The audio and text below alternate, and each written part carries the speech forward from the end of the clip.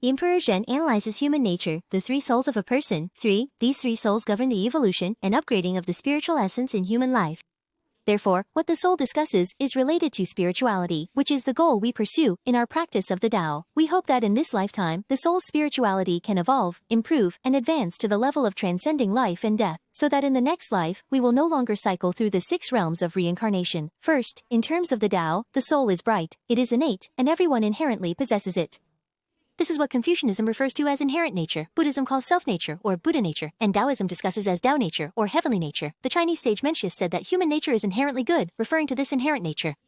Our souls, life souls, and awakened souls that descend from the heavens in relation to the Tao are considered postnatal souls and can be compared to the setting sun, belonging to the innate. When we are born into this world on earth to live and survive, we have already fallen into the postnatal state, with the postnatal life soul and awakened soul guiding our survival and life in the human world. Therefore, the innate soul, like the sun covered by clouds, cannot reveal its brightness. Once the acquired soul and the habits and tendencies it has absorbed are removed, the innate soul naturally emerges. Thus, the moral song says, in our practice, we must eliminate habits and transform tendencies, for the natural disposition is bright.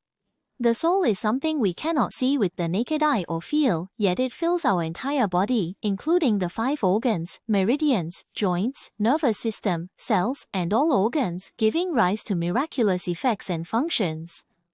In the Huangting Neijing Jing, each organ is given different names of deities such as heart deity Dianyuan, lung deity Haohua, spleen deity Changsai, liver deity Langyan, kidney deity Xuanming, gallbladder deity Langyao, tongue deity Tongming, teeth deity Yifang, nose deity Yulong, ear deity Kongshen, eye deity Mingshang, brain deity Jingshen, hair deity Kanghua, and so on. This does not mean that these organs have deities residing in them, but rather that the entire body is filled with the soul, which causes the organs and functions of the body to produce miraculous effects and functions, hence they are named after deities. How does the soul fill the entire body, allowing it to produce magical effects and functions like conductivity in the form of light, so it can fill every organ and cell of the body, producing magical functions and effects similar to conductivity?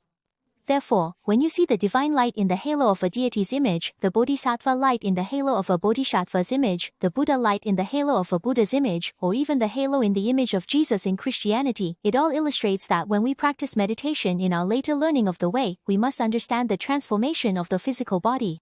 From the tangible and substantial essence, refine the essence into ki, and then from the tangible but insubstantial ki, refine the ki into spirit. God is our primordial spirit, our soul, becoming formless and intangible light. The Christian Bible also says God is light. In refining the spirit, the primordial spirit and the light of the soul must shed their shell and ascend. Our main purpose in studying and practicing the way is to see the soul of our true nature. Therefore, Buddhism speaks of enlightening the mind and seeing one's nature. If you can truly enlighten the mind, you will naturally see your nature. This discusses the cultivation of enlightening the mind and the nature of the mind. Further meditation practice emphasizes that one must achieve the skill and state of the yang spirit leaving the body to be considered accomplished in the dual cultivation of life and nature in Taoism. So, in addition to being able to refine essence into energy, refine energy into spirit, and successfully transform the acquired yin body into innate pure yang light, it is still necessary to combine with the cultivation of mind and character, such as eliminating the 10 evils and 8 wrongs, removing the 3 stars and 4 appearances, cutting off the 7 emotions and 6 desires, and then using the refined primordial spirit light in conjunction with the pineal gland transmitter organ between the cerebrum and cerebellum to enable the yang spirit to shed its shell and ascend. Therefore, cultivating one's true nature is the most important and unique method in our practice of learning the way.